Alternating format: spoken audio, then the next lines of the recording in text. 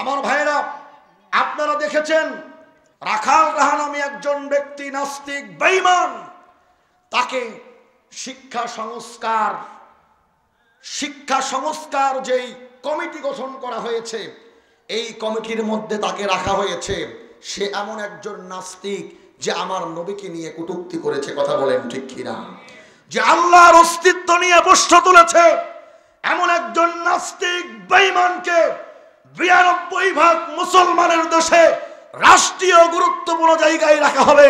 আমরা ইমানদার মুসলমানেরা কখনো বরদাস্ত করব না, কথা বলেন ঠিক কিনা।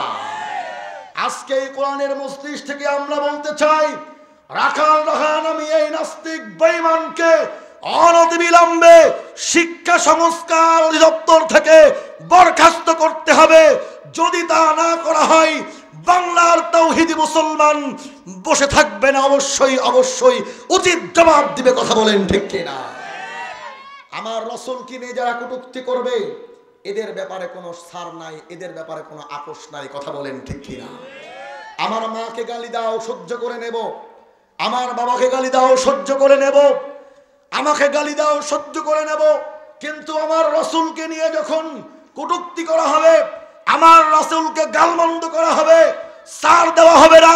সর্বোচ্চ শাস্তি মৃত্যুদণ্ড কার্যকর করতে হবে, কথা বলেন ঠিক কিনা।